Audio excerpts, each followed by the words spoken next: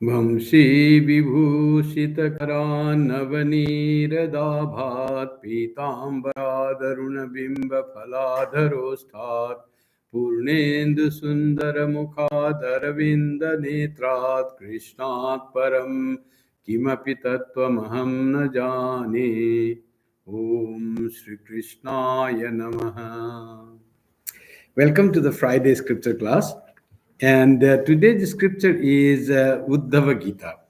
In Uddhava Gita, we completed chapter 8, where there was a conversation between Hamsa and Hamsa, the wise person. The God himself came, Krishna himself came in the form of wise person in Satyuga, and answered to the question of Kumara brothers that was put to Brahma. Brahma couldn't answer that question, and he invoked God. He invoked his creator, Vishnu, and Vishnu came in the form of Hamsa, or wise person, and replied to that question, that how to detach the mind from the sense objects. And that was fully on jnana. He said, you don't have to detach from mind from the sense objects. Rather, discard both sense objects and mind as the Prakriti, and you are Chaitanya Swarupa Atma. So try to find your own reality, and those will all be would be ineffective for you, this mind getting attached. So that will not affect you at all. Just be established in your true nature. So that was from the point of view of jnana, and Sri Krishna said that to Uddhava, what he taught about this one way to how to keep yourself uh, not attached to the things of the world by taking the help of jnana yoga, or being established in the knowledge of a true self.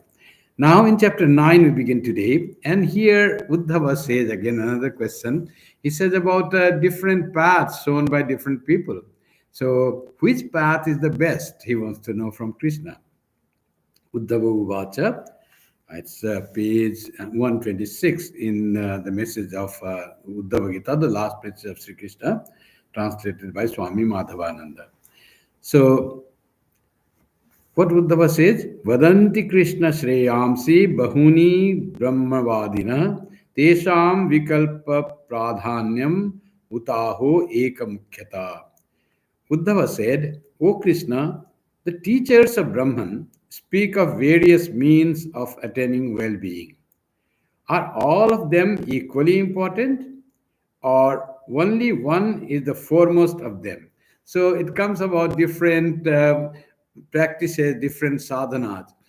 Different sadhanas have different categories, like different status. Someone is very important. If you practice that, you will realize God.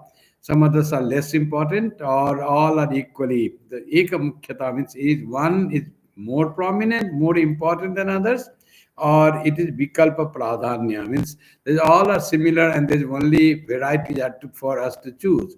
What is the reality? So Sri Krishna, the Uddhava says to Krishna, addressing Krishna as Krishna. So he doesn't use Sri Krishna, Sriman Krishna, nothing like that. Krishna, because Krishna is his friend and his Lord. Uddhava served Sri Krishna from very young age, like 4 or 5 years of his age. Krishna has been his companion. He is always with Krishna. He relied on Krishna. His love for Krishna is unparalleled. So he says Krishna, just addressing Krishna. Whereas in the Gita, we see that when Arjuna says, see the Vishwarupa Darsana, and he says, Oh Krishna, I addressed you, he says, Hey Krishna, Hey Yadava, Hey Saketi. I addressed you as Krishna, as Yadava, as Sakha.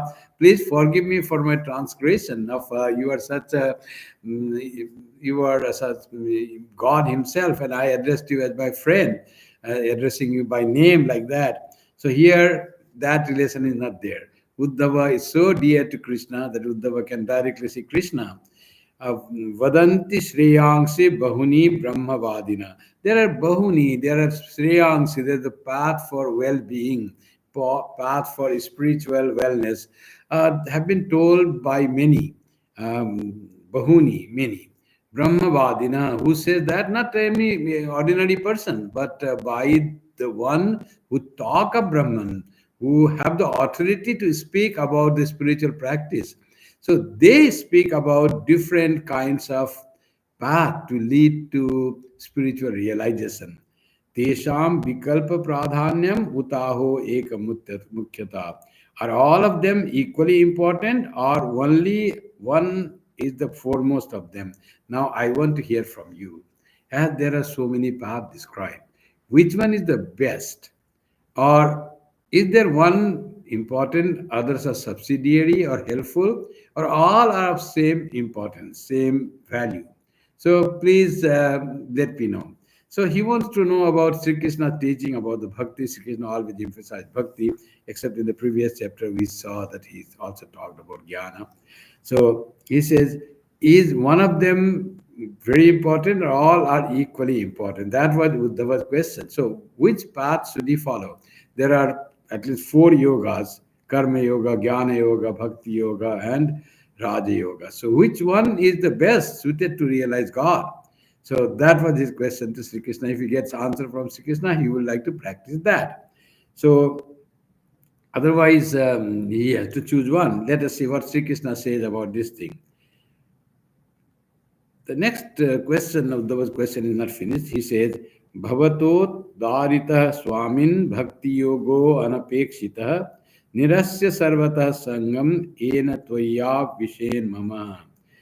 So, thou too hast described a path of devotion to the Lord, which is independent of other means, by which the mind, getting rid of attachment to everything, merges in thee. So, Uddhava, after asking which path is there any path more important than others? Are all equally valid and we can choose whatever we need to choose? After saying that, you spoke about bhakti. He wants to hear about bhakti, quite natural. He said, you also spoke about bhakti, and you said that bhakti will make us detached, our mind detached from other things of the world. So, what Hamsa replied in the previous question to Kumara brothers and Brahma, that you don't have to bother for detaching the mind from the objects, sense objects. Rather, try to think that mind and sense objects as both unrelated and uh, unreal. Rather, focus on the reality of yourself. Here, Uddhava replies as it were. You yourself told that bhakti is very important. Bhakti detaches the mind from the objects. Here he knows already. So he rather jnana yoga thing. He says, I want bhakti, and through bhakti one can detach. Mind can be detached from the objects. So detachment may come. And that detached mind, which has been withdrawn from the sense objects, so attractive, that mind can be automatically put into and merges, everything merges in thee, and that mind can be merged into thee. So quality of mind becomes better by the process of bhakti, by the process of love for you, O Lord, O Krishna. Swami, he addresses him as the Lord, Swami. So by that, mind quality becomes nice, and that mind gets detached from the objects, and that when the detached mind is the pure mind, and that pure mind has a quality or gets the fitness or the capacity to go and to enter into you. Tvai avishen, everything merges in you. Get rid of attachment to everything and merges in thee. That mind gets the quality. So, after asking the question, which path is nicer, Uddhava starts saying that his own idea of bhakti might be the nicest path. But bhakti allows you to detach your mind from the objects, and thus purified mind can enter and merge into thee. Main object is to merge the mind into God, by which mind is no more remains and only God remains. Your soul is transformed into divine. So from bhakti path, you can attain that divinity through the path of bhakti by love alone, by finding a source of love, and through your tremendous love to that source called God, you can become divine, like God is divine, and understand your true nature. And this world that is spread all around will be not powerful or to distract you, your mind. So by the process of bhakti alone, that can happen.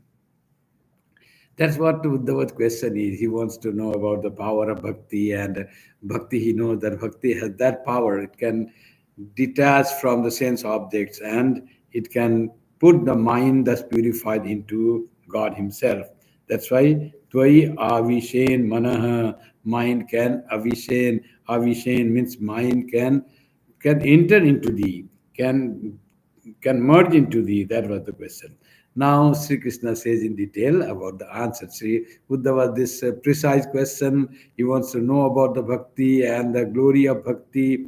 After asking that, is any part better than other, or all is any part better than other, that others are subsidiary to it, or all equally valid, and any path one can take. Then second question was, what about the bhakti which is so powerful? So Sri Krishna says, doesn't say that yes, bhakti is good or all paths are equal. He says in elaborate way. What Sri Krishna says, Sri Bhagavan Uvacha, Kalena nasta pralaye vaniyam veda sangita mayado brahmane prokta dharmo yasyam madatmakaha. The Lord said, these words of mine, known as the Vedas, which had been destroyed by time at the dissolution of the universe, I first revealed to Brahma. In them is set forth that religion which inclines the mind to me. So, about the Vedas are the words of God. And words of God, they are revealed in the mind of sages. And how the Vedas come? Vedas are the words of God, thoughts of God that are revealed to the Brahma, the first creator. And from that knowledge of the Vedas, Brahma creates the whole universe. That is the saying. So here it says, my words are called the Vedas, and that Vedas get obliterated, doesn't get lost. He had said nasta, the word is pralaya nasta. Nasta means they get dissolved, like pralaya is getting dissolved. The words also, Vedas also get dissolved. They are no more manifest. They are no more with anyone. But in very subtle forms they are there. Because of pralaya, everything goes into primordial state. And even the Vedas go into primordial state. Now, again, in the next cycle of creation, God creates Brahma, the first, the great mind, Mahat or Brahma or Hiranyagarbha. And Hiranyagarbha is endowed with the knowledge of the Vedas. And with that knowledge, he starts creating. And to him, that knowledge of the Vedas, Mayado Brahmane Prokta Dharmo Yasyam Madatmakaha. I have told that dharma, that process to realize God, the process to your blessedness, your whole well-being of the world, of every human being. That I have said, that is called dharma. Dharma, it says, is the, he means devotion. Here it said dharma by means devotion or spiritual practice that I had said to Brahma. And that through that again it is done. So how it happens? So I give the message of Vedas to Brahma first. Now Brahma, with the knowledge that, starts creating, we start the work of creation, that great mind. Brahma is the firstborn. It's the mind of this inner intelligence. Brahma is intelligence. Intelligence then creates this universe. Having that intelligence, what he has, the intelligence has the knowledge of the Vedas given by God. I first revealed to Brahma. In them is set forth that religion, that path to spiritual realization, which inclines the mind to me, and that will take your mind of anyone to me. Then it says, Tena proktacha putraya manave purvajaya sa tato vrigu adayo grinnan sapta brahma maharshaya. He declared it unto his eldest son. So Lord is saying, Sri Krishna is saying, he declared it unto his eldest son Manu. Who is that? It is Brahma. Brahma declared it to his eldest son Manu. Manu is the forefather of all Manusya or Manava. From that comes. So Manu is his eldest son. He created Manu, and from whom the eldest son Manu, from whom the seven patriarchs and sages Bhrigu and the rest got it. So from that Saptarishi got that knowledge of Vedas is transmitted by Manu, eldest son of Brahma, to the Saptarishis. Who are Saptarishis? Those we still see in the star as Saptarshi Mandal we call. And they are seven sages who have become immortal among the first creation of Brahma. They are Bhrigu is the one of them. Bhrigu, Marichi, Atri, Angira, Pulastya, Pulaha, and Kratu. These seven other rishis. Bhrigu, Marichi, Atri, Angira, Pulasta, Pulaha, and Kratu. Seven rishis, Saptarshi. And this was given by Manu, the knowledge of Vedas was given by Manu to Saptarshis. And how this transmission of knowledge of the Vedas, knowledge of devotion, knowledge of spiritual guidance, it came, or the knowledge of the reality, truth, it came from God Himself to the children of Brahma after they were created. That's how it is said. So it is in the transmission from Guru Shishya Parampara. So that's how the knowledge comes. First, God breathes the knowledge in Brahma, and Brahma then transmits to his son Manu, and Manu to other creations of Brahma called Saptarshis, seven rishis and sages. That knowledge of Vedas is transmitted. Atri, Angura, and all that. Then let's go to next verse. So here the parampara, the Guru Sishya parampara is being said. So Guru Sishya may be some unknown teacher with unknown student, maybe father and son. In many of the Upanishadic stories, we see father and son are Guru and Sishya. How the knowledge of the self is always transmitted from father to son. Father-son relationship is not important there. The Guru-Shishya relationship is important because there is the transmission of this knowledge of Brahman.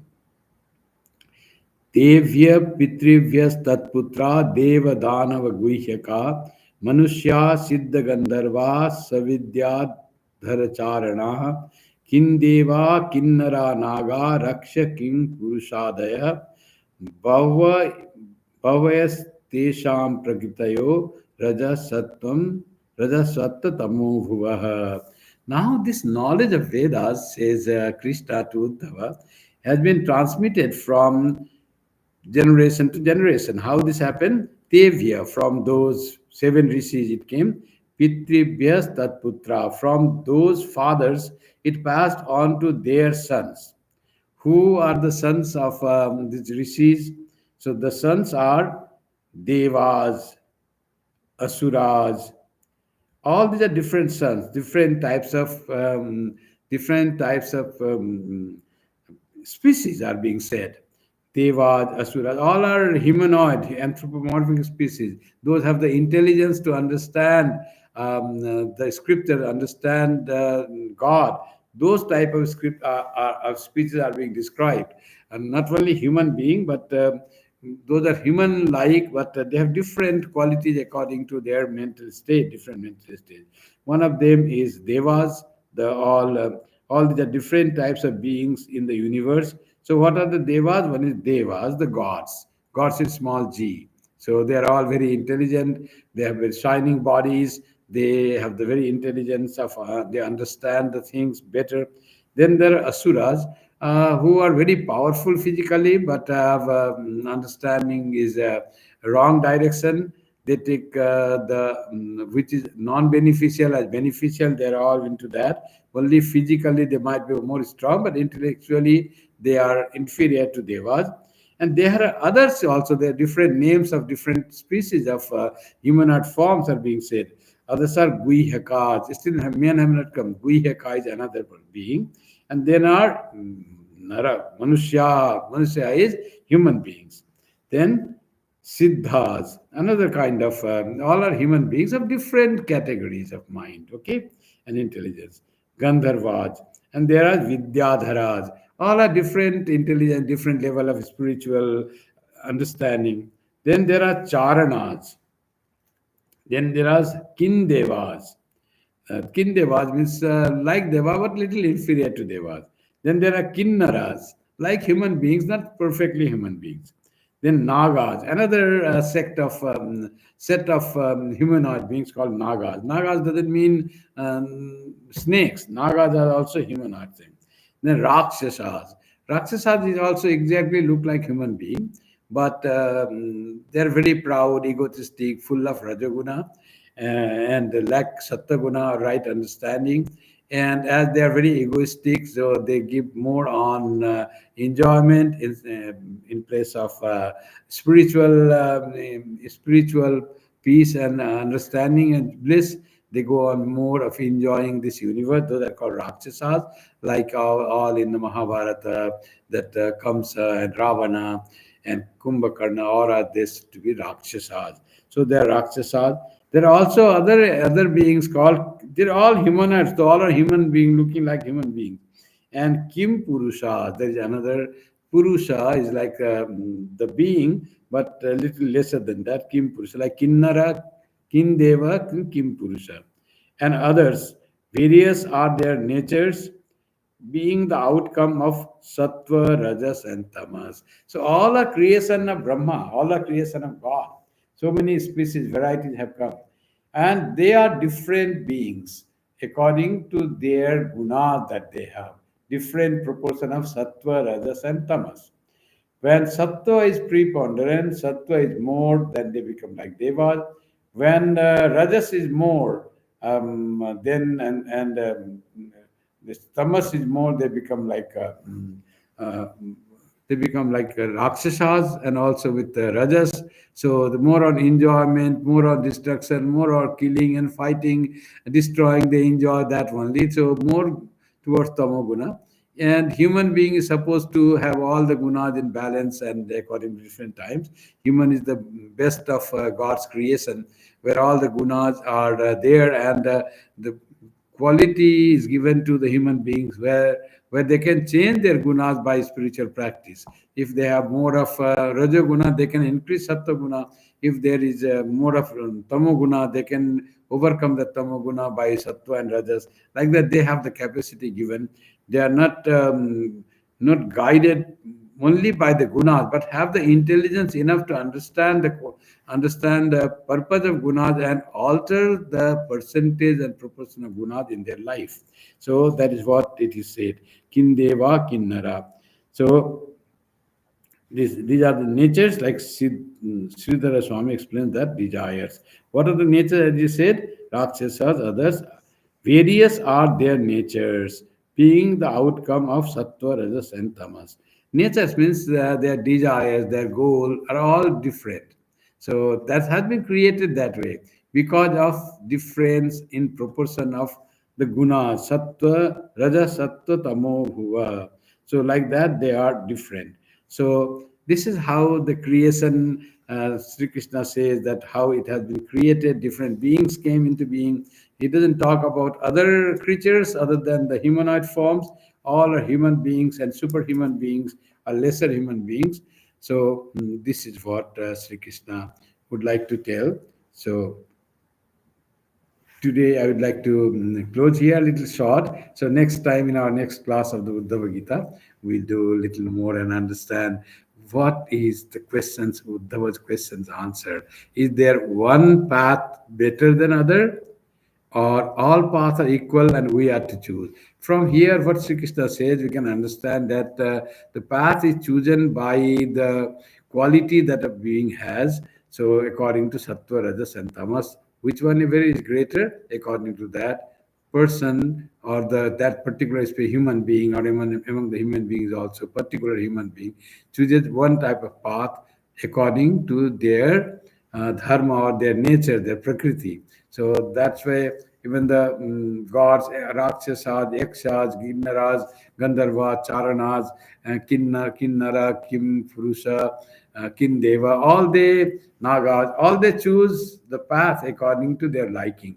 The same Vedas are told. According to understanding or in power of intelligence, we understand things differently. That's what everybody knows. In one class, there are so many people, so many students are there. but all have different understanding. Some are understand very rightly, others understand very difficultly, according to the quality of their mind. According to the what is the quality of the mind? According to their gunas. If one is endowed with sattva, so for that person to understand the thing as it is easier.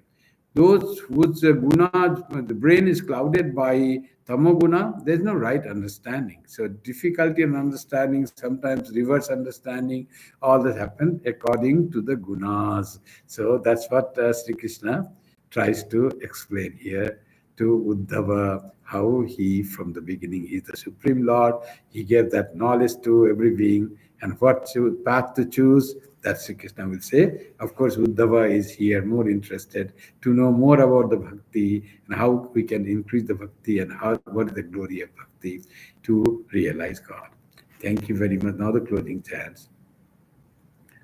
Om Shanti Shanti Shanti Hari Om Tat Sat Sri Ramakrishna Arpanamastu Jananim Saradam Devim Ramakrishnam Jagadguru Padapadme Tayo Sritva Pranamami Muhurmu.